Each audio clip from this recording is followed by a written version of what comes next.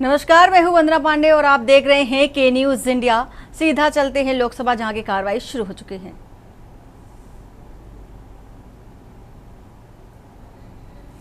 और किरण रिजिजू क्या कुछ कह रहे हैं, सुना देते हैं। सिंदूर पर 16 घंटे का चर्चा करने के बाद कोई भी विषय जो बीएससी में आएगा और बीएससी में रूल के तहत, परंपरा के तहत अध्यक्ष जी के परमिशन से जो भी अगर एक्सेप्ट करता है तो सरकार तैयार है। किसी विषय को लेकर के यहाँ कंडीशन लगा करके आज का इस डिबेट को, महत्वपूर्ण ऑपरेशन सिंदूर डिबेट को डिस्टर्ब करने का कोशिश ना करे। मेरा यह आग्रह है आपसे सबसे। मैंने सब मुद्दे को कहा, हर मुद्दा इंपॉर्टेंट होता है। प्लीज बैठिए। माननीय सदस्यगण, हम आज आइटम नंबर 14 पहलगांव में आतंकवादी हमले के जवाब में भारत के मजबूत, सफल एवं निर्णायक ऑपरेशन सिंदूर पर विशेष चर्चा के लिए यहाँ उपस्थित हुए हैं। मेरा सभी माननीय सदस्यों से आग्रह है, ये विषय अत्यंत गंभीर एवं संवेदनशील है। ऑपरेशन सिंदूर के माध्यम से भारत की सेना द्वारा आतंकवाद के विरुद्ध निर्णायक कार्रवाई को पूरी दुनिया ने देखा है। हम सबको हमारी सेना के अदम्य साहस, शौर्य और पराक्रम पर गर्व है। ये सदन साक्षी रहा है, जब भी देश के अंदर गंभीर चुनौती हो, गंभीर मुद्दे हो, हमने राष्ट्रीय मुद्दों पर सदैव एकजुटता दिखाई है। आतंकवाद एक वैश्विक चुनौती है। मेरा आपसे आग्रह है कि आज हम राष्ट्रहित और मानवता के भाव को सर्वोपरि रखते हुए हम इस प्रकार से सार्वगर्भित और मर्यादित चर्चा करें कि हमारी सेना और अन्य रक्षा बलों का गौरव बढ़े। भारत की संसद से दुनिया में आतंकवाद के विरुद्ध सामूहिक संघर्ष का एक मजबूत संदेश संसद से जाए। माननीय रक्षा मंत्री राजनाथ सिंह जी।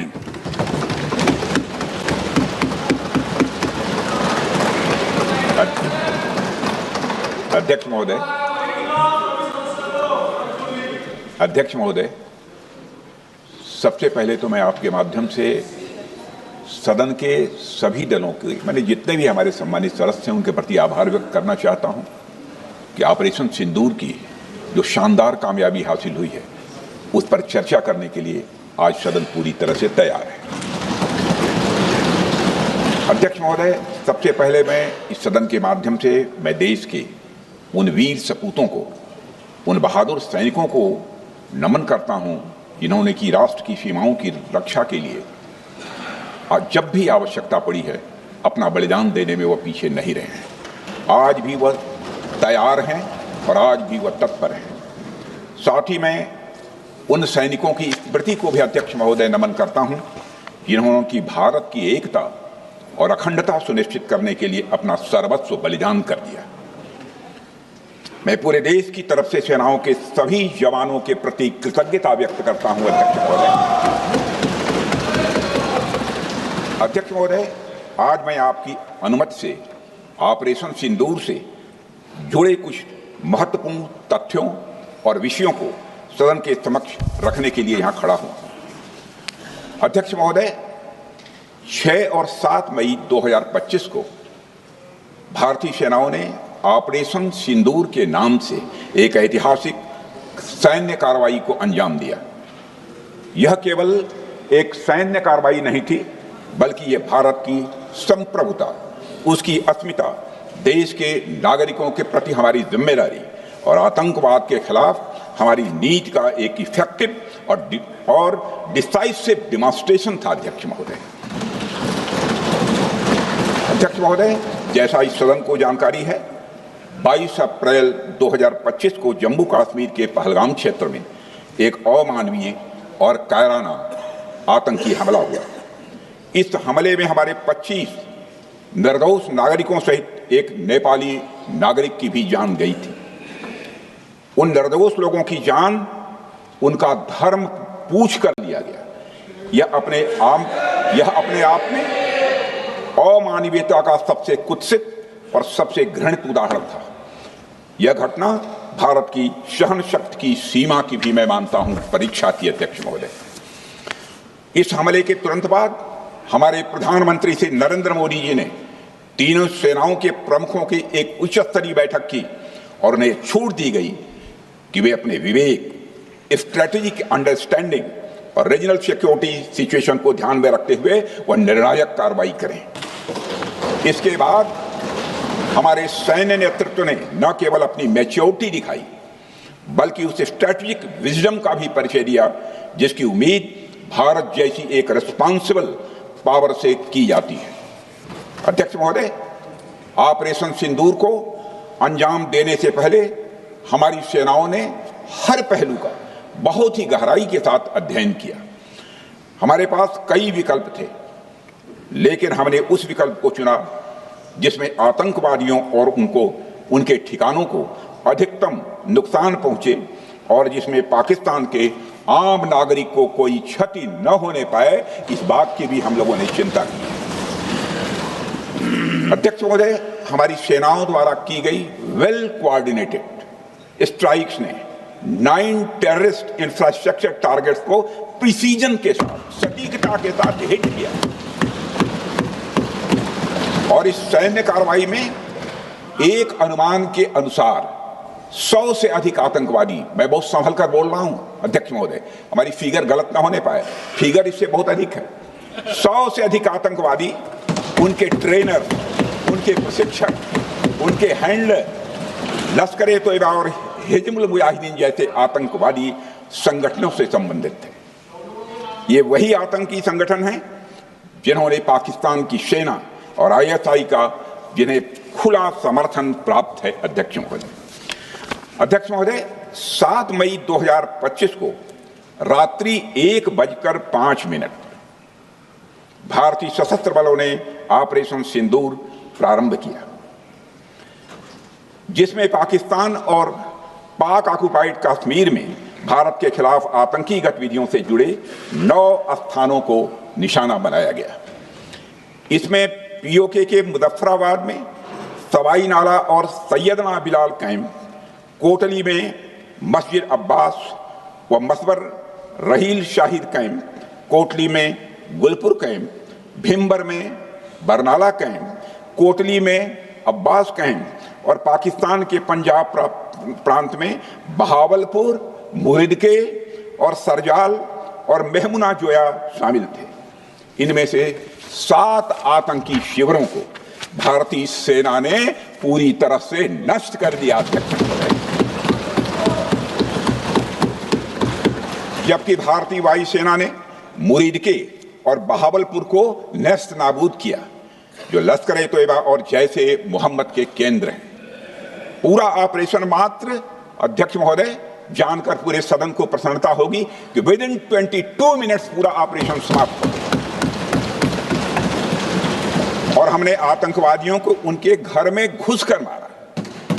सशस्त्र बलों ने हमारी माताओं और बहनों के सिंदूर का बदला लिया और प्रत्येक भारतीय इस भावना से ओत-प्रोत हो गया। अध्यक्ष महोदय, मैं चाहूंगा कि पूरा सदन एक बार हमारे सेना के बहादुर जवानों के शौर्य और पराक्रम का।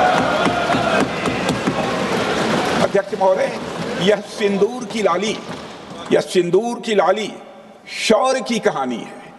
यह सिंदूर की लाली शौर्य की कहानी है, भारत के मस्तक पर वीरता की निशानी है। अध्यक्ष महोदय, सेनाओं ने अंधेरी रात होने के बावजूद हमले की सफलता के स्पष्ट एविडेंस भी जुटाए हैं, साक्ष्य है हमारे पास। अध्यक्ष महोदय, हमले के कुछ ही घंटों के भीतर एक प्रेस रिलीज और मीडिया ब्रीफिंग के माध्यम से इन्हें जनता की जानकारी के लिए जारी कर दिया गया था। मुझे यह पुष्टि करते हुए गौरव की अनुभूति हो रही है कि सशस्त्र बल अपने सभी मिशन ऑब्जेक्टिव्स को पूरा करने में पूरी तरह से सक्षम रहे और साथ ही कामयाब रहे। अध्यक्ष महोदय, 7 मई 2025 को हमले माने 1:35 के तुरंत बाद भारतीय डीजीएमओ ने हॉटलाइन संदेश के माध्यम से पाकिस्तान के डीजीएमओ यानी डायरेक्टर जनरल मिलिट्री ऑपरेशन से संपर्क किया और टेरर इंफ्रास्ट्रक्चर के खिलाफ हमारे हमले के रेशनल और मेथोडोलॉजी के बारे में पूरी जानकारी दी और यह तथ्य भी बताया ये हमले एस्केलेटरी नेचर वाले नहीं थे, माने इसको हम आगे नहीं बढ़ाना चाहते। जिन मुहि मारा तीन मुहि मारे। अध्यक्ष महोदय, जिस प्रकार प्रभु हनुमान ने लंका में अपनी रणनीति बनाई थी उसी प्रकार हमने भी उन्हीं को निशाना बनाया जिन्होंने हमें नुकसान पहुंचाया था। हालांकि पाकिस्तान ने इस रेशनल को समझने से इनकार कर दिया और अगले कुछ दिनों तक सिविलियन और सैन्य ठिकानों पर गोलीबारी करके बड़े पैमाने पर सीज फायर वायलेशन करके स्थिति को एस्केलेट करने की उसने कोशिश की।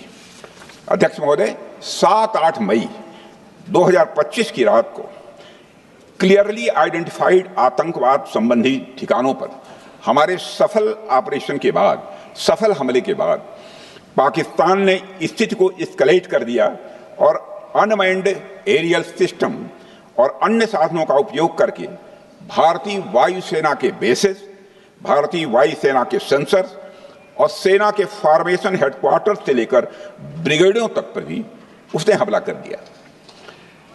हालांकि हमारी इंटीग्रेटेड एयर डिफेंस ग्रिड और काउंटर यूएस ग्रिड ने इन हमलों को सफलतापूर्वक विफल कर दिया। अध्यक्ष महोदय, यस 400 यमारसैन आकाश मिसाइल सिस्टम और एयर डिफेंस गन्स बहुत प्रभावी साबित हुई हैं। अध्यक्ष महोदय, इस एस्केलेशन पर हमारा जवाबी हमला स्विफ्ट, प्रोपोर्शनेट और नबातुला था। अध्यक्ष महोदय, जिसमें 8 मई 2025 को केवल चुनिंदा पाकिस्तानी एयर डिफेंस सिस्टम और सेंसर नेटवर्क को प्रिसीजन गाइडेड मिशन द्वारा म्यूनिशंस द्वारा जो है टारगेट किया गया। अध्यक्ष महोदय, हमारी कार्रवाई पूरी तरह से सेल्फ डिफेंस में थी, न तो वह प्रोवोकेटिव थी और न तो एक्सपेंशनिस्ट थी। पाक द्वारा ये हमले 7 मई 25 से लगातार चले और 10 मई 2025 को रात लगभग 1:30 पर पाकिस्तान ने बड़े पैमाने पर भारत के ऊपर मिसाइल, ड्रोन, रॉकेट और अन्य लॉन्ग रेंज वेपन्स का इस्तेमाल किया। इसके साथ साथ उन्होंने इलेक्ट्रॉनिक वारफेयर से जुड़ी टेक्नोलॉजीज का भी सहारा लिया। अध्यक्ष महोदय, उनके निशाने पर हमारे भारतीय वायुसेना के अड्डे, थल सेना के एम्यूनिशन डिपोज, हवाई अड्डे और मिलिट्री कैंट थे। अध्यक्ष महोदय, यह कहते हुए मुझे गौरव की अनुभूति हो रही है कि हमारे air defence system, counter drone system और इलेक्ट्रॉनिक इक्विपमेंट्स ने पाकिस्तान के इस हमले को पूरी तरह से नाकाम कर दिया। पाकिस्तान हमारे किसी भी टारगेट को हिट नहीं कर पाया। अध्यक्ष महोदय, और हमारे किसी भी इंपॉर्टेंट एसेट को नुकसान नहीं हुआ है। हमारी सुरक्षा व्यवस्था अध्यक्ष महोदय चाक चौबंद थी और हर हमले को हम लोग रोका गया। मैं इसके लिए भारतीय सेना के बहादुर सैनिकों की जमकर सराहना करता हूं, जिन्होंने दुश्मन के हर मंसूबे पर पानी फेर दिया। और अपने प्रतिपक्ष के मित्रों से भी कहना चाहता हूं, एक बार फिर से भारत के सेना के जवानों का कम से कम मेज थपथपाकर उनका अभिनंदन करते। बहुत बहुत धन्यवाद। बहुत बहुत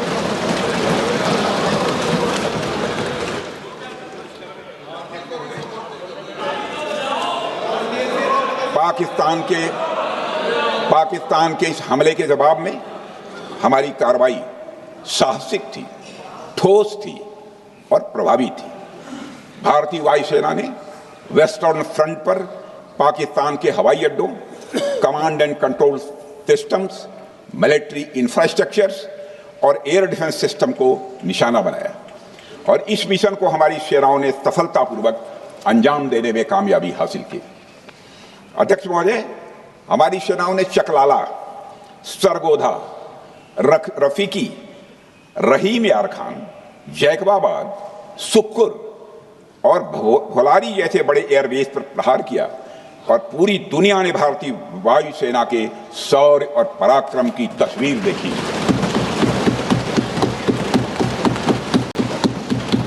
अध्यक्ष महोदय, ऑपरेशन सिंदूर ट्राई सर्विसेज कोऑर्डिनेशन का एक बेमिसाल उदाहरण था। जब भारतीय वायुसेना ने आसमान से हमले किए, हमारी थल सेना ने जमीन पर मोर्चा संभाल लिया। हमारे जवान नियंत्रण रेखा पर पूरी ताकत से डटे रहे और पाकिस्तान की हर हरकत का करारा जवाब दिया। अध्यक्ष महोदय, भारतीय नौसेना ने भी, लोग पूछते हैं भारतीय नौसेना का क्या रोल था, भारतीय नौसेना ने भी उत्तरी अरब सागर में अपनी तैनाती मजबूत कर दी। भारतीय नौसैनिकों ने पाकिस्तान को यह साफ संदेश दिया कि हम समुद्र से लेकर जमीन तक पाकिस्तान के हर महत्वपूर्ण ठिकानों पर प्रहार करने में न केवल सक्षम हैं बल्कि हम तैयार हैं। अध्यक्ष महोदय, इस ऑपरेशन का मकसद टेररिस्ट कैंप्स और उनके सपोर्टर्स को टारगेट करना, उन्हें नेस्त नाबूद करना था और यह साफ संदेश देना था कि भारत आतंकवाद के विरुद्ध जीरो टॉलरेंस रखता है। भारत ने कार्रवाई इसलिए रोकी क्योंकि कॉन्फ्लिक्ट के पहले और उसके दौरान जो भी पॉलिटिकल और मिलिट्री ऑब्जेक्टिव्स तय किए गए थे उसे हम पूरी तरह से हासिल कर चुके थे। इसलिए यह कहना, यह मानना कि यह ऑपरेशन किसी दबाव में रोका गया था, यह बेबुनियाद है और सरासर गलत है। अध्यक्ष,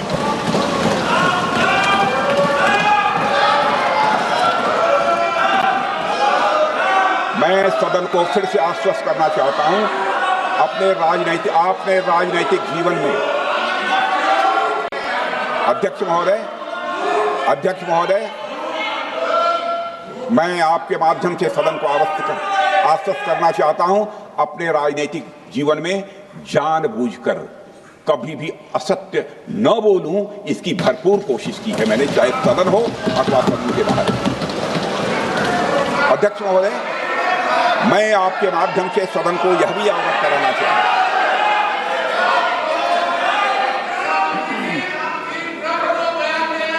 प्लीज बैठिए। आप क्यों खड़े? अध्यक्ष महोदय, मैं आपके माध्यम से सदन को यह भी अवगत कराना चाहूंगा कि सीमा पार करना या वहां की टेरिटरी कैप्चर करना इस ऑपरेशन का उद्देश्य नहीं था।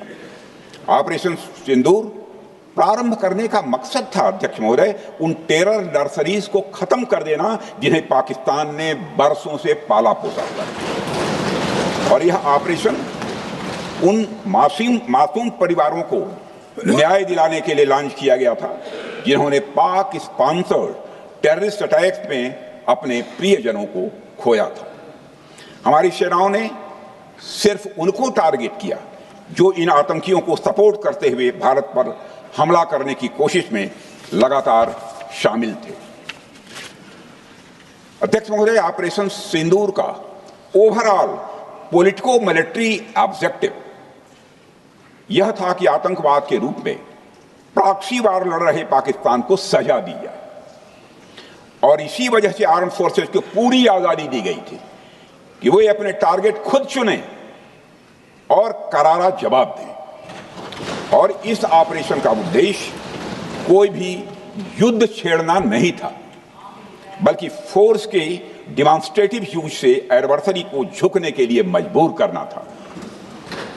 10 मई की सुबह जब भारतीय वायुसेना ने पाकिस्तान की मल्टीपल एयरफील्ड्स पर करारा प्रहार किया तो पाकिस्तान ने हार मान ली है अध्यक्ष महोदय, और हॉस्टिलिटी रोकने की कोशिश की। अब रोक दीजिए महाराज।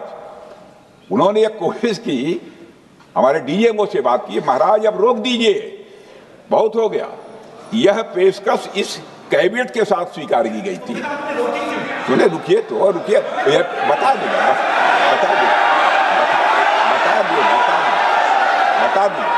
अब बैठ तो आपको मौका मिलेगा।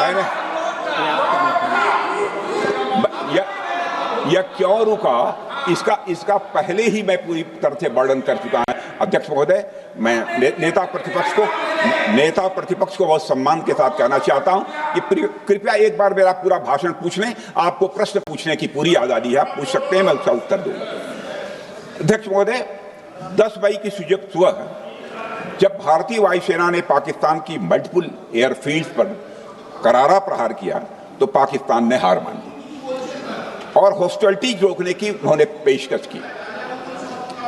यह पेशकश इस कैबिनेट के साथ स्वीकार की गई हम लोगों के द्वारा कि यह ऑपरेशन केवल पाज किया गया है, स्थगित किया गया है, यह ऑपरेशन समाप्त नहीं हुआ है। अध्यक्ष महोदय, अगर पाकिस्तान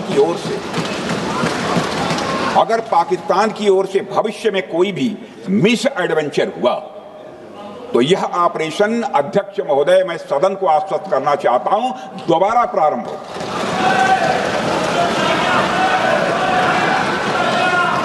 अध्यक्ष महोदय, भारतीय वायुसेना के जबरदस्त हमलों, नियंत्रण रेखा पर थल सेना की मजबूत जवाबी कार्रवाई और नौसेना के हमलों के डर ने पाकिस्तान को झुकने के लिए मजबूर कर दिया। अध्यक्ष महोदय, और पाकिस्तान की हार उनकी एक सामान्य विफलता नहीं थी, बल्कि यह उसके सैन्य बल और मनोबल या दोनों की एक हार थी। 10 मई को पाकिस्तान के डीजीएमओ ने भारत के डीजीएमओ से संपर्क किया और सैन्य कार्रवाइयों को रोकने की अपील की। मैं सदन में यह बात फिर से दोहराना चाहूंगा कि पाकिस्तान के डीजीएमओ ने भारत के डीजीएमओ से संपर्क किया और सैन्य कार्रवाइयों को रोकने की अपील की। 12 मई को दोनों देशों के डीजीएमओ के बीच औपचारिक संवाद हुआ और दोनों पक्षों ने सैन्य कार्रवाइयों पर विराम लगाने का निर्णय लिया। अध्यक्ष महोदय, हमारे सैनिकों का जो मनोबल, मातृभूमि की रक्षा करने का जो उनका समर्पण है, ऑपरेशन सिंदूर के दौरान उसका दर्शन 140 करोड़ से अधिक भारतवासियों ने देखा। मुझे खुद भी और प्रधानमंत्री जी को सीमावर्ती क्षेत्रों में जाकर हमारे जवानों से मुलाकात का अवसर मिला है। अध्यक्ष महोदय, श्रीनगर के मिलिट्री बेस पर, भुज के एयरबेस पर, उधमपुर के कमांड सेंटर पर, हर जगह प्रत्यक्ष मैंने अपनी आंखों से देखा कि हमारे सैनिकों का मनोबल अपनी पूरी बुलंदी पर था। उनकी आंखों में विश्वास है और उनका संकल्प अडिग है। वे न केवल भारत की सीमाओं की रक्षा कर रहे हैं, बल्कि हमारे राष्ट्रीय स्वाभिमान की भी, अध्यक्ष महोदय, रक्षा कर रहे हैं। अध्यक्ष महोदय, किसी भी देश में जनता सत्ता पक्ष को और विपक्ष को अलग अलग दायित्व सौंपती है, दोनों को अलग अलग दायित्व, और हेल्दी डेमोक्रेसी में तो स्वाभाविक है। सत्ता पक्ष का काम होता है जनता के हितों को ध्यान में रखते हुए कार्य करना, और विपक्ष का काम होता है सरकार से जनता के मुद्दों से संबंधित जरूरी प्रश्न पूछना। ऑपरेशन सिंदूर क्यों शुरू किया गया, इसकी जानकारी पहले भी दी गई है और आज भी मैंने सदन को दी है। अध्यक्ष महोदय, कभी कभी हमारे प्रतिपक्ष के लोग ये पूछते रहे हैं कि हमारे कितने विमान गिरे। मुझे लगता है उनका यह प्रश्न हमारी राष्ट्रीय जनभावनाओं का सही से प्रतिनिधित्व नहीं कर रहा है, मुझे लगता है। आप देख रहे हैं के न्यूज, खबरों का नहीं है कि हम हमेशा सत्ता पक्ष में ही रहेंगे, यह आवश्यक नहीं है, किसी के लिए आवश्यक नहीं। एक लंबा समय हमने विपक्ष का काम किया है, एक लंबा समय हमने सरकारों से सवाल पूछने में लगाया है। जनता ने जब हमें विपक्ष में रहने का दायित्व सौंपा था तो हमने विपक्ष में रहकर विपक्ष की भूमिका को बड़े ही सकारात्मक तरीके से निभाया भी। अध्यक्ष महोदय, विपक्ष में रहकर हमने कैसे प्रश्न पूछे, इसके कुछ उदाहरण मैं यहां रखना चाहता हूं। 1962 में अध्यक्ष महोदय, चीन के साथ हुए युद्ध में जब दुखद परिणाम आया तो हमने उस समय की सरकार से यह पूछे थे, लेकिन वह प्रश्न यह था कि हमारे देश की धरती पर दूसरे देश का कब्जा कैसे हुआ। हमने यह प्रश्न पूछा था कि हमारी सेना और हमारी जनता अपमानित क्यों हुई।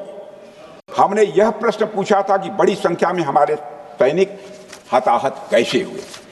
हमने यह प्रश्न नहीं पूछा कि हमारे टैंक, हमारी मशीनें, हमारी बंदूकें क्यों ध्वस्त हो गई, यह प्रश्न हम लोगों ने नहीं पूछा। मशीनों और तोपों की चिंता न करके, मशीनों और तोपों की चिंता न करके अध्यक्ष महोदय, हमने देश की टेरिटरी की चिंता की, हमने देश के सैनिकों की। इसी तरह 71 के युद्ध में, 71 के युद्ध में जब हमने पाकिस्तान को सबक सिखाया, मैं उस समय की सरकार को मैं बधाई देना चाहता हूं। हमने अपने राजनीतिक और सैन्य नेतृत्व की प्रशंसा की। हमने ये नहीं देखा कि किस दल की सरकार है, किस विचारधारा की सरकार है, इसकी चिंता नहीं की कभी। हमारे नेता अटल बिहारी वाजपेयी ने संसद में खड़े होकर उस समय के नेतृत्व की प्रशंसा की थी। हमने इस बात की खुशी जाहिर कि हमने अपने शत्रु को सबक सिखाया। हमने उस दौरान यह प्रश्न नहीं पूछा कि इस सबक सिखाने के दौरान में भारत के कितने प्लेन्स गिरे, भारत के कितने इक्विपमेंट्स बर्बाद हुए। यह प्रश्न अध्यक्ष महोदय उस समय भी हम लोगों ने नहीं पूछा। अध्यक्ष महोदय, यदि मैं इसे और भी प्रैक्टिकल तरीके से समझाऊं, तो किसी भी परीक्षा के परिणाम में रिजल्ट मैटर करता है। यदि किसी परीक्षा में कोई बच्चा अच्छे मार्क्स लेकर आ रहा है तो हमारे लिए उसके मार्क्स मैटर करने चाहिए।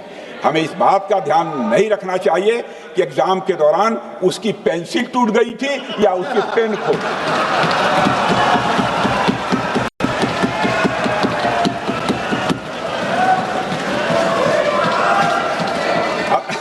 अध्यक्ष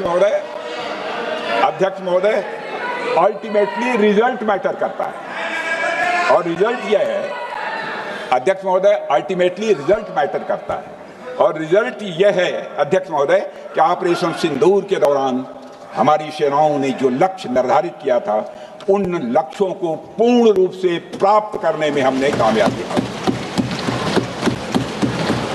अध्यक्ष महोदय, भारत हमेशा से पाकिस्तान सहित अपने पड़ोसी देशों से मित्रता और सौहार्द सहयोगपूर्ण संबंध का सदैव इच्छुक रहा है। इसके लिए भारत की सभी सरकारों ने ईमानदारी से प्रयास भी किए हैं। वह चाहे आदरणीय लाल बहादुर शास्त्री जी हों या अटल बिहारी वाजपेयी जी हों या हमारे स्वर्गीय मनमोहन सिंह जी हों या प्रधानमंत्री श्री नरेंद्र मोदी जी, सभी ने हमेशा चाहा है कि इस इलाके में शांति और समृद्धि बनी रहे। सभी ने यह चाहा। अध्यक्ष महोदय, यह बात हमारी सिविलाइजेशनल वैल्यूज के साथ मेल खाती है, इसलिए ऐसा हुआ। अध्यक्ष महोदय, पूरा विश्व जानता है कि पूर्व प्रधानमंत्री से अटल बिहारी वाजपेयी जी ने शांति का संदेश लेकर 1999 में लाहौर बस यात्रा की थी। वह सिर्फ एक यात्रा नहीं थी, वह यात्रा भारत की संस्कृति और शांति की प्रतीक थी। यह हमारे भारत की प्रकृति थी। लाहौर पहुंचकर से अटल बिहारी वाजपेयी जी ने मीनारे पाकिस्तान पर विजिटर्स बुक में जो लिखा था, जिसका जिक्र लोग आज भी करते हैं, और उन्होंने लिखा था, उसकी मैं चर्चा करता हूं। उन्होंने लिखा था कि मीनारे पाकिस्तान से मैं पाकिस्तान की जनता को यह विश्वास दिलाना चाहता हूं कि भारत अस्थायी शांति और मित्रता का आकांक्षी है। मैंने पहले भी कहा है और फिर भी कहता हूं, एक स्थिर और समृद्ध पाकिस्तान भारत के हित में है, इसमें कोई संदेह नहीं होना चाहिए। अध्यक्ष महोदय, यह हमारी सोच थी, यह हमारी शांति की पहल थी। यह पहल हमारी हजारों साल पुरानी सांस्कृतिक चेतना, हमारी नैतिक शक्ति और हमारी सभ्यता के उन मूल्यों से निकली थी जो शांति को शक्ति मानती है। अध्यक्ष महोदय, लेकिन हमारे शांति के प्रयास को हमारी नाइविटी, उदारता या सरलता समझ लिया गया। जब हम शांति के लिए कदम बढ़ा रहे थे, उसी वक्त पाकिस्तान कारगिल में घुसपैठ की साजिश रच रहा था। हम दोस्ती की राह पर थे तो वो षड्यंत्र की राह पर था। जब हम मामला खुलकर सामने आया तो हमारे वीर सैनिकों ने इस घुसपैठ के खिलाफ कार्रवाई करना प्रारंभ किया, और जब भारत की जीत सामने दिखाई दे रही थी तो पाकिस्तान ने परमाणु युद्ध की धमकी दे डाली। अध्यक्ष महोदय, तब हमारे तत्कालीन प्रधानमंत्री आदरणीय अटल बिहारी वाजपेयी जी ने कहा था पाक सेना के परमाणु हमले से भारत का तो कुछ नहीं बिगड़ेगा, लेकिन पाकिस्तान दूसरे दिन का सूरज नहीं देख पाएगा।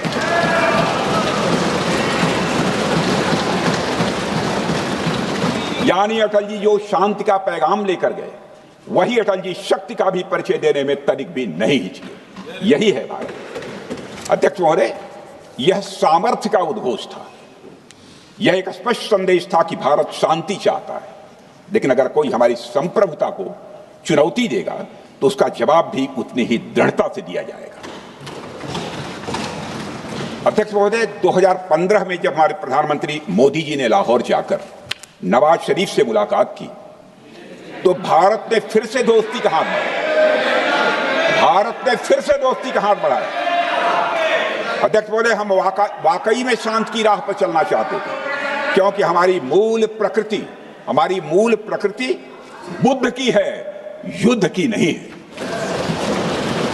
हमारी सरकार ने भी पाकिस्तान के साथ शांति स्थापित करने के अनेक प्रयत्न किए हैं, लेकिन बाद में हमने 2016 में सर्जिकल स्ट्राइक से, 2019 में बालाकोट में एयर स्ट्राइक से और 2025 के ऑपरेशन सिंदूर से हमने शांति स्थापित करने का दूसरा रास्ता अपनाया है।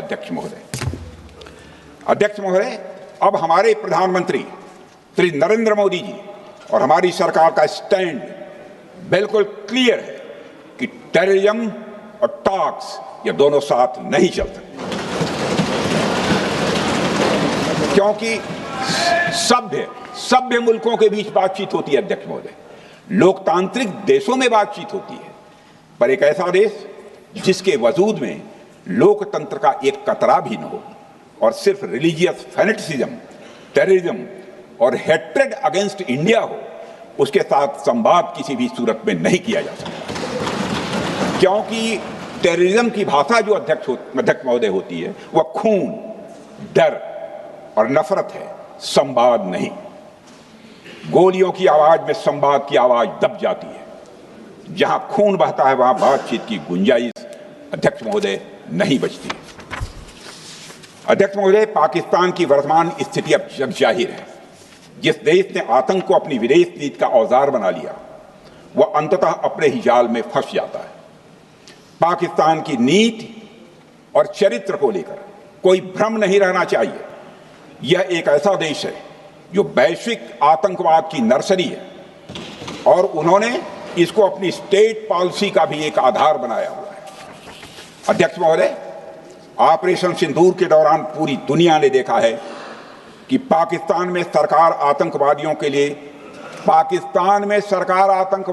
लिए स्टेट फ्यूनरल का इंतजाम कर रही है और सैन्य अधिकारी भी आतंकवादियों के जनाजे में भाग लेते हैं।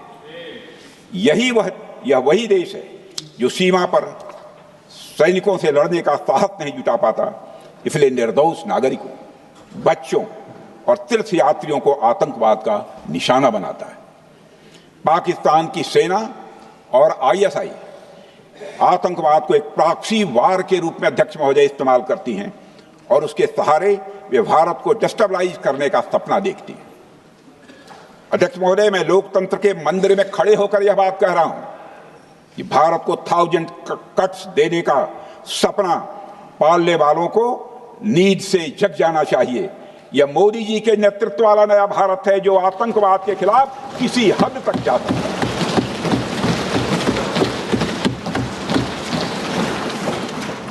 अध्यक्ष महोदय, आप भारत का इतिहास जानते हैं। देखिए, हमने कभी भी किसी की 1 इंच जमीन पर आज तक कभी कब्जा नहीं किया है। हम यह भी जानते हैं कि युद्ध अपनी बराबरी वालों से करना चाहिए। ऐसा गोस्वामी तुलसीदास जी ने लिखा है और गोस्वामी तुलसीदास जी कहते हैं कि नीति ऐसी ही होनी चाहिए, प्रीति और बैर बराबरी वाले से ही करनी चाहिए। शेर यदि मेढकों को मारे तो उसका बहुत अच्छा संदेश नहीं आता है अध्यक्ष महोदय। और अध्यक्ष महोदय, हमारे देश की सेना शेर है।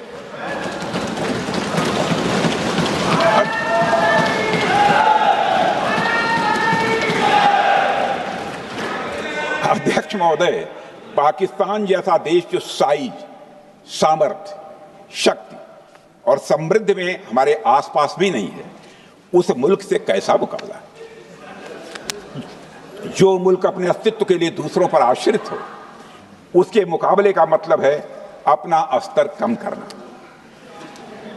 हमारी नीति है आतंकवाद के खिलाफ प्रभावी कार्रवाई करना। हमारा पाकिस्तान विरोध उनकी आतंकवाद की नीति के कारण है, इसलिए पाकिस्तान से हमारा विरोध है। अध्यक्ष महोदय, हम अगर शांति की आशा के लिए हाथ बढ़ाना जानते हैं तो अशांति फैलाने वाले हाथों को उखाड़ना भी जानते हैं। अध्यक्ष महोदय, अगर शांति के प्रयास करना हम जानते हैं तो दुष्टों को जो भाषा समझ में आए उसी भाषा में समझाना भी जानते हैं। सठे साक्ष्यम समाचरेत, अर्थात दुष्ट के साथ दुष्टता का ही व्यवहार करना पड़ता है कभी कभी। अध्यक्ष महोदय, हमने भगवान कृष्ण से सीखा है कि शिशुपाल की 100 गलतियां माफ की जा सकती हैं, पर अंत में धर्म की रक्षा के लिए सुदर्शन चक्र उठाना ही पड़ता है। हमने पार्लियामेंट का अटैक सहा है अध्यक्ष महोदय, 2008 का मुंबई अटैक सहा है, झेला है, लेकिन अब हमने कह दिया है इनफ इज इनफ। अब हमने सुदर्शन चक्र उठा लिया है अध्यक्ष महोदय। अध्यक्ष महोदय, हमारी प्रवृत्ति भगवान राम और भगवान कृष्ण से प्रेरित है, जो हमें शौर्य भी सिखाती है और धैर्य भी सिखाती है। इस सीख का अध्यक्ष महोदय, इस सीख का हम प्रधानमंत्री नरेंद्र मोदी जी के नेतृत्व में हमारी विदेश और अपनी रक्षा नीति में सीधा प्रयोग कर रहे हैं। आज भारत पहले दोस्ती का हाथ बढ़ाता है, लेकिन अगर कोई देश धोखा दे तो उसकी कलाई भी मरोड़ना जानता है। अध्यक्ष महोदय, हमारी नीति स्पष्ट है कि हमने एक समय लाहौर बस यात्रा की भाषा में बात की थी, तो पाकिस्तान ने हमारी उस भाषा को नहीं समझा, तो अब हम उन्हें बालाकोट स्ट्राइक की भाषा में जवाब देंगे। अध्यक्ष महोदय, भारत के लिए शांति हमारी प्रायोरिटी है, हमारी प्राथमिकता है और हमारी शक्ति उसका आधार है। भारत के लिए शांति प्राथमिकता है और हमारी शक्ति उसका आधार है। यह शक्ति हमारे सामर्थ्य से पैदा हुई है अध्यक्ष महोदय, और यह सामर्थ्य पिछले 11 साल में कई गुना बढ़ गया है। मैं ये नहीं कहता हूं पहले नहीं था, पहले था, लेकिन अब कई गुना बढ़ गया है। आज भारत विश्व की चौथी सबसे बड़ी अर्थव्यवस्था है और अभी आई मॉर्गन स्टैनली के रिपोर्ट के मुताबिक 2028 तक विश्व की तीसरी सबसे बड़ी अर्थव्यवस्था बनने की ओर भारत चल चुका है। अध्यक्ष महोदय, आर्थिक उन्नति के साथ साथ भारत के रक्षा क्षेत्र में 2014 से उल्लेखनीय परिवर्तन, रिमार्केबल चेंज आया है।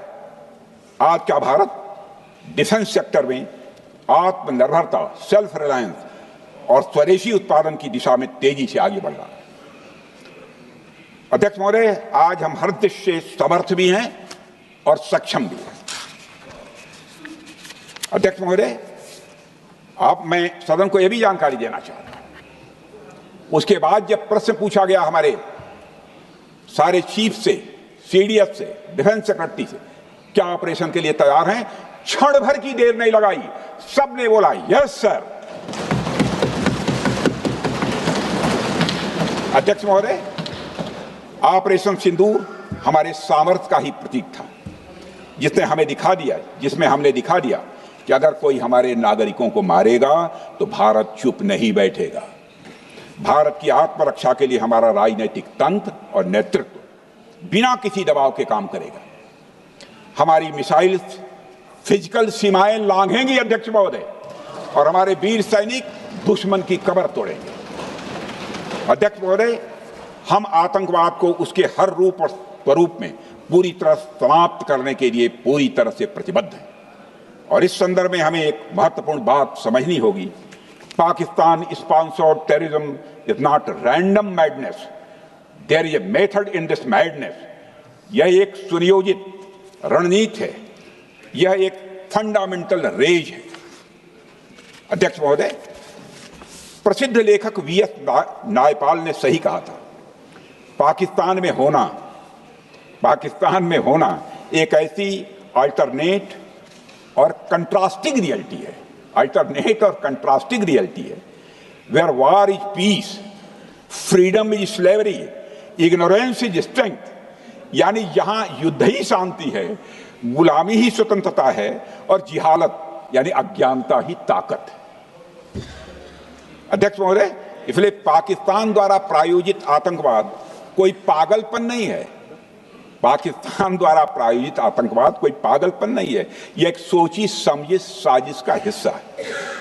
यह एक ऐसी प्रक्रिया है जो आतंक को एक पॉलिटिकल टूल की तरह इस्तेमाल करती है। यह सिर्फ आतंकवाद नहीं, यह एक टूल किट है, एक ऐसा टूल किट जिसे पाकिस्तान की सेना और उसकी एजेंसियां एक नीति के तहत अपनाए हुए हैं। This tool kit is an opposition to civilized code of conduct that the rest of the world prefers to abide by। यानी यह टूल किट उस सिविलाइज्ड कोड ऑफ कंडक्ट के खिलाफ है जिसे दुनिया का हर जिम्मेदार देश मानता है।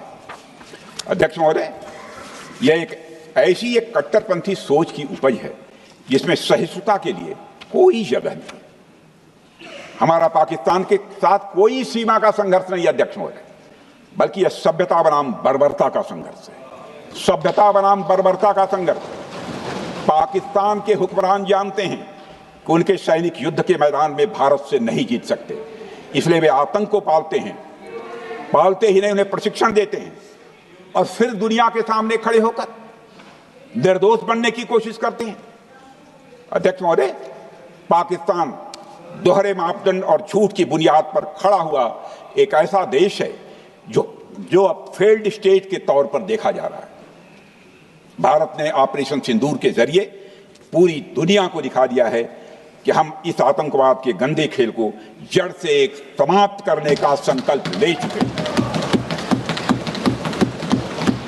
अध्यक्ष महोदय, जब अटल जी प्रधानमंत्री थे तब पाकिस्तान के साथ कंबोजिट डायलॉग के लिए भारत की शर्त थी कि पाकिस्तान अपनी जमीन का प्रयोग भारत के खिलाफ टेररिज्म फैलाने के लिए नहीं करेगा। एक कंपोजिट डायलॉग के लिए भारत की शर्त थी, जिसे पाकिस्तान ने भी मान लिया था उसमें। लेकिन दुर्भाग्य से 2009 में शर्म शेख में तत्कालीन सरकार ने एक बड़ी भूल की, जब कंपोजिट डायलॉग प्रोसेस से पाकिस्तान प्रायोजित आतंकवाद को डीलिंक कर दिया गया। यानी बातचीत जारी रखने के लिए पाकिस्तान द्वारा अपनी जमीन को आतंकवाद के लिए प्रयोग न करने की शर्त को ही डाइल्यूट कर दिया गया।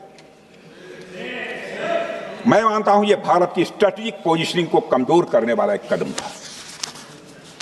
अध्यक्ष महोदय, ऐसी ही एक और गंभीर चूक तत्कालीन सरकार ने 2006 में हवाना में भी हुई थी, जब पाकिस्तान को आतंकवाद का विक्टिम माना गया और एक ज्वाइंट एंटी टेरर मैकेनिज्म बनाने पर सहमति भी हुई थी। 2006 की बात कर रहा हूं। अध्यक्ष महोदय, यह सोचने वाली बात है कि जो देश आतंक को पैदा करता है, उसे पालता है, उस देश को ही आतंक से पीड़ित मान लेना कितना बड़ा स्ट्रेटेजिक ब्लंडर है। अध्यक्ष महोदय, आतंकवाद के खिलाफ हमारी लड़ाई अब केवल सीमा पर नहीं है, बल्कि वैचारिक मोर्चों पर भी लड़ी जा रही है। इसी उद्देश्य से प्रधानमंत्री जी कई हाई लेवल डेलीगेशंस का गठन भी उन्होंने किया था, जिसमें हमारे लगभग अधिकांश दलों के सम्मानित सदस्य उसमें शामिल थे। उसमें विभिन्न राजनीतिक दलों के रिप्रेजेंटेटिव शामिल थे और सचमुच इस समिति ने वैश्विक मंचों पर जाकर भारत की बात बहुत ही प्रभावी तरीके से रखी और आतंकवाद के विरुद्ध वैश्विक समर्थन को उन्होंने मजबूत किया। अध्यक्ष महोदय, मैं उन सभी डेलीगेशन के सम्मानित सदस्यों के प्रति शीश झुकाकर आभार व्यक्त करना चाहता हूं, जिन्होंने भारत का आतंकवाद के खिलाफ स्टैंड तथा जीरो टॉलरेंस की पॉलिसी और ऑपरेशन सिंदूर के बारे में दुनिया के देशों को सही तरीके से अवगत कराया, प्रभावी तरीके से अवगत कराया। आप देख रहे हैं के न्यूज़, खबरों का सारथी। यशस्वी प्रधानमंत्री नरेंद्र मोदी जी के संकल्प सबका साथ सबका विकास को माननीय मुख्यमंत्री योगी आदित्यनाथ जी ने सामाजिक एकता एवं समरसता के उच्चतम मानदंडों के साथ बनाया है यूपी सरकार का मूल मंत्र। परिणाम स्वरूप 2017 के बाद उत्तर प्रदेश में सभी को मिले बिना किसी भेदभाव के रोजगार के समान अवसर एवं योजनाओं के लाभ। 8.5 लाख से अधिक सरकारी और 3,75,000 से अधिक संविदा पर नौकरी पाने वाले जहां निष्पक्ष और पारदर्शी प्रक्रिया के साक्षी बने, वहीं अनुसूचित जाति, जनजाति, पिछड़े एवं निम्न आय वर्ग के अभ्यर्थियों को मिला आरक्षण का संपूर्ण लाभ। प्रधानमंत्री गरीब कल्याण अन्न योजना, प्रधानमंत्री आवास योजना और जल जीवन मिशन से लेकर मुख्यमंत्री युवा स्वरोजगार और एक जनपद एक उत्पाद जैसी विभिन्न योजनाएं यूपी में अंत्योदय से सर्वोदय का सपना कर रही हैं साकार। काम दमदार, डबल इंजन सरकार। केसरिया से मन जोगी हुआ रे, दिल झूमे देखो पतवारा हुआ रे। केसरिया से मन जोगी हुआ। हर पल मनाओ केसरी त्योहार। विमल, बोलो जुबां केसरी। आप देख रहे हैं के न्यूज, खबरों का सारथी। अपनी सैन्य क्षमता का प्रदर्शन किया, बल्कि अपनी राष्ट्रीय दृढ़ता, नैतिकता और राजनीतिक कुशलता का भी परिचय दिया है। भारत अब किसी भी आतंकी हमले का निर्णायक और स्पष्ट उत्तर देगा। अध्यक्ष महोदय, हमने एक नई लक्ष्मण रेखा खींच ली है। अब आतंकवाद को आश्रय और समर्थन देने वालों को कोई शरण नहीं मिलेगी। और अध्यक्ष महोदय, भारत किसी भी तरीके से, किसी भी तरह के न्यूक्लियर ब्लैकमेलिंग या दबावों के आगे अब झुकने वाला नहीं है।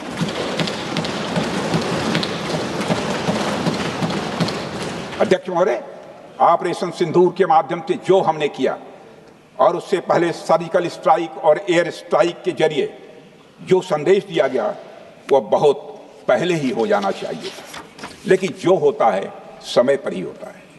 अध्यक्ष महोदय, हमारी सरकार ने आतंकवाद के खिलाफ हमारी जीरो टॉलरेंस की नीति को दुनिया के हर मंच पर पूरी तरह से स्पष्ट कर दिया है और हम उस पर कोई समझौता किसी भी सूरत में नहीं करने वाले। अभी कुछ सप्ताह पहले मुझे शंघाई कोऑपरेशन ऑर्गेनाइजेशन की डिफेंस मिनिस्टर्स मीटिंग में जाने का अवसर मिला था। वहां जो डिक्लेरेशन तैयार किया जा रहा था, उसमें आतंकवाद पर भारत का स्टैंड डाइल्यूट हो रहा था। हमने साफ कह दिया कि जब तक आतंकवाद के मुद्दे पर भारत का स्टैंड रखा नहीं जाएगा, हम किसी ज्वाइंट स्टेटमेंट पर साइन नहीं करेंगे और इसकी वजह से वहां कोई ज्वाइंट स्टेटमेंट नहीं आया। अध्यक्ष महोदय, इसका परिणाम क्या? अब देखिए, हमारे प्रधानमंत्री जी ब्रिक्स की बैठक में ब्राजील गए, करिश्मा किया है हमारे प्रधानमंत्री। तो चीन की मौजूदगी में जो ज्वाइंट डिक्लेरेशन आया, उसमें जम्मू व कश्मीर में हुए आतंकी हमले को कंडेम भी किया गया। यह प्रधानमंत्री ने करिश्मा करके दिखाया। यानी भारत की बात अंततः मानी गई और यह ब्रिक्स सम्मेलन के इतिहास में पहली बार हुआ जब जम्मू एवं कश्मीर में हुए किसी आतंकी घटना को खुलकर कंडेम किया गया। मैं इस सदन को याद दिलाना चाहता हूं, 2008 में मुंबई में इतनी बड़ी आतंकी घटना हुई, मगर उस समय की सरकार को जो प्रभावी कार्रवाई करनी चाहिए थी, वो नहीं हो पाई। लेकिन उसमें सबसे दुखद और आश्चर्य की बात है, कई वर्ल्ड फोरम, इंटरनेशनल फोरम पर जो उसका कंडेमनेशन होना चाहिए, जो उसकी निंदा की जानी चाहिए, वह भी जितना होना चाहिए नहीं हो पाया। अध्यक्ष, यदि आप उस घटना के बाद हुए ब्रिक्स सम्मेलन के डॉक्यूमेंट्स उठाकर देख लीजिए, मुंबई आतंकी हमले का कहीं जिक्र भी नहीं है। और अध्यक्ष महोदय, जब केंद्र में प्रधानमंत्री मोदी जी के नेतृत्व में सरकार बनी, तब जाकर कहीं के हालात कुछ बदलने शुरू हुए और साल 2017 में हुए ब्रिक्स सम्मेलन में पहली बार 2017 में हुए ब्रिक्स सम्मेलन में पहली बार आतंकवाद से लश्कर और जैश जैसे आतंकवादी संगठनों को जोड़ा गया। यह भी अपने में करिश्माई काम था। यह परिस्थिति इसलिए बनी क्योंकि इसके ठीक एक साल पहले उरी की घटना के भारत की सेनाओं ने सीमा पर जाकर सर्जिकल स्ट्राइक की थी। हमने दुनिया को बताया कि आतंकवाद के खिलाफ हम सरहद के इस पार भी मारेंगे और जरूरत पड़ी तो आतंकियों के घर में घुसकर भी मारे। यह बदलाव प्रधानमंत्री मोदी जी के नेतृत्व में आया। अध्यक्ष महोदय, यह वही नीति है जो पहले की सरकारों को भी अपनानी चाहिए थी। उन सरकारों को जिनके शासनकाल में भारत ने सबसे भीषण आतंकी हमलों का सामना किया, जिनमें 2008 का मुंबई हमला आज भी हर हिंदुस्तानी के जेहन में बैठा हुआ है, जिंदा है, एक न भूलने वाली त्रासदी के रूप में जिंदा है। अध्यक्ष महोदय, मैं श्री प्रणब मुखर्जी जी ने अपनी किताब द कोलिशन ईयर्स में लिखा है, मेरे पास है भी वो, कोलिशन ईयर्स में लिखा है कि जब मुंबई अटैक हुआ था, प्रणोदा ने लिखा है, जब मुंबई अटैक हुआ था, India had evidence that the terrorist came from Karachi port. Pakistan के नॉन स्टेट एक्टर्स के बहाने पूरी दुनिया में को पूरी दुनिया में कोई मान नहीं रहा था। उन्होंने लिखा है प्रणोदा ने, and I quote, amid heated debates within the cabinet, there was a demand for military intervention which I rejected। यह उन्होंने लिखा, मैंने नहीं लिखा, अनकोट।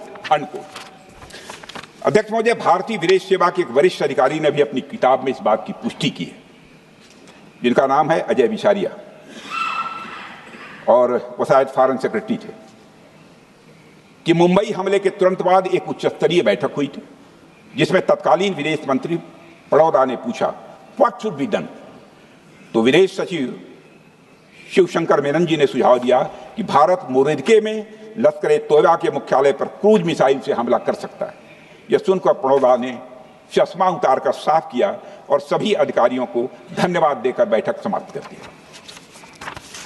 अध्यक्ष महोदय, उस समय की सरकार ने जो सही समझा वो किया, पर मैं मानता हूं कि अगर तब की सरकार ने भी 2016 सर्जिकल स्ट्राइक, 2019 एयर स्ट्राइक जैसे निर्णायक और कठोर कदम उठाए होते तो पाकिस्तान की स्ट्रेटेजिक कैलकुलस बदल सकती थी। एक पावरफुल और डिसाइसिव एक्शन पाकिस्तान और उनकी सेना के द्वारा इस 500 टेररिस्ट ऑर्गेनाइजेशंस के लिए बड़ा डिसइंसेंटिव साबित हो सकती थी। अध्यक्ष महोदय, 2008 में मुंबई हमलों के बाद उस समय की सरकार ने सिर्फ बातचीत का मार्ग चुना था। मैं स्पष्ट करना चाहता हूं, यह कोई आलोचना नहीं है अध्यक्ष महोदय, न उस सरकार की, न उस समय के प्रधानमंत्री की, और न ही उन नेताओं की। उस समय की लीडरशिप को जो सही लगा उन्होंने वह निर्णय लिया। अध्यक्ष महोदय, बस मैं इतना ही कहना चाहता हूं कि आज का भारत अलग सोचता है और अलग तरीके से काम करता है। हमारा मानना है यह आपका प्रतिद्वंदी आतंक को रणनीति बना चुका हो और बातचीत की भाषा नहीं समझता हो तो standing firm and being decisive के अलावा कोई विकल्प नहीं बचता है। अध्यक्ष महोदय, आज हमारे प्रधानमंत्री मोदी जी के नेतृत्व में भारत वह देश नहीं रहा जो पहले था। Two-day doziers have been replaced by decisive action. Two-day doziers have been replaced by decisive action. आज भारत सहता नहीं है, भारत जवाब देता है। अध्यक्ष महोदय, आज भारत आतंक की जड़ तक जाता है और उसे उखाड़ फेंकने का सामर्थ्य रखता है। अध्यक्ष महोदय, मैं इस सदन को और देश की जनता को यह विश्वास दिलाना चाहता हूं कि हमारी सरकार, हमारी सेनाएं और हमारी लोकतांत्रिक संस्थाएं सब मिलकर, हम और ये सारे लोग सभी मिलकर देश की एकता, अखंडता और सुरक्षा के लिए जो भी कदम उठाना आवश्यक होगा वह कदम उठाएंगे और उसके प्रति हम पूरी तरह से कमिटेड हैं।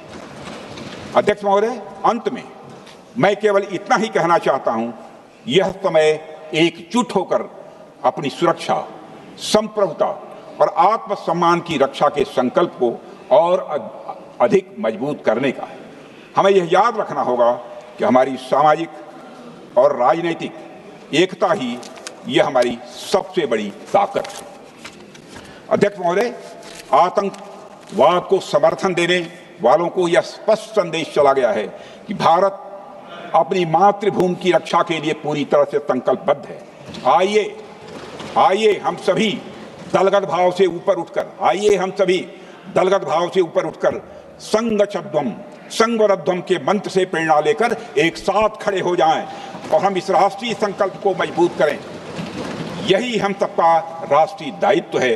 और इन्हीं शब्दों के साथ अध्यक्ष महोदय, आपने मुझे विचार रखने का अवसर दिया, आपके प्रति आभार व्यक्त करते हुए और अपने सभी सम्मानित सदस्यों के प्रति धन्यवाद व्यक्त करते हुए अपना निवेदन समाप्त करता हूँ। सबने शांतिपूर्वक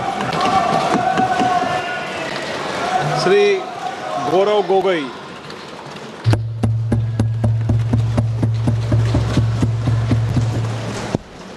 धन्यवाद अध्यक्ष महोदय। आज हम इस विशेष चर्चा में भाग लेने के लिए खड़े हुए हैं और ये चर्चा इसलिए हो रही है क्योंकि हाल में ही जो युद्ध हुआ वो एक सूचना का युद्ध था। एक प्रकार से हम पड़ोसी देश और दुनिया भर को सच्चाई की सूचना देना चाहते थे और कुछ ऐसे ताकत थे, ऐसे शक्तियां थी जो भ्रम का सूचना सारे देश में, सारे दुनिया में फैला रहे थे। और इसीलिए इस चर्चा का विशेष मांग ये है कि आज सच्चाई सदन में आनी चाहिए, सच्चाई पहलगाम की आनी चाहिए, सच्चाई ऑपरेशन सिंदूर की आनी चाहिए, सच्चाई विदेश नीति की आनी चाहिए। और यही आज हमने सूचना का जो युद्ध की बात हम कर रहे हैं वो आज हमने आदरणीय राजनाथ सिंह के भाषण में सुना। बहुत से सूचनाएं दी उन्होंने, बहुत से जानकारी दी, लेकिन रक्षा मंत्री होने के नाते ये नहीं कहा कि पहलगाम में दहशतगर्द कैसे आए, ये नहीं कहा कि बेसारन में जहां पर 1000 लोग जाते हैं, खुशियां मनाते हैं, कैसे 5 दहशतगर्द वहां पर जाकर 26 लोगों की गोलियों से छलनी करते हैं। ये सूचना रक्षा मंत्री ने नहीं दी। यही है सूचना का युद्ध कि इतनी जानकारी देते हैं कि कभी कभी सवाल पूछना भी भूल जाते हैं। और आज ये है हमारे विपक्ष का कर्तव्य कि हम सवाल पूछेंगे देश हित में, राष्ट्र हित में। आज देश ये जानना चाहता है कि वो 5 दहशतगर्द कैसे घुसे और उन दहशतगर्दों का भी मकसद था। पाकिस्तान से आए हुए वो दहशतगर्दों का क्या मकसद था? उनका मकसद था कि जम्मू कश्मीर की अर्थव्यवस्था को तनाव करना, विनाश करना। उनका मकसद था कि भारत देश में एक सांप्रदायिक वातावरण का जन्म देना। उनका मकसद यह था कि भारत और पाकिस्तान का एक हाइफिनेशन होना, यह था उनका मकसद। लेकिन सर, मुझे दुख है कि आज राजनाथ सिंह जी ने सैनिकों की बात तो की, लेकिन जो हमारे भारत की जो आवाम है, जो जनता है, जो उन्होंने पाकिस्तान के दहशतगर्दों का पूरी जो मंशा है उस पर उन्होंने पूरा नकारा और हम एकजुट रहे। हम मुझे भारतीय होने का गर्व है। हमने देखा बेसारन में कि किस प्रकार से जम्मू और कश्मीर के लोगों ने पूरे देश भर से आए हुए जितने भी पर्यटक थे उनकी मदद की। आप देख रहे हैं के न्यूज़, खबरों का सारथी।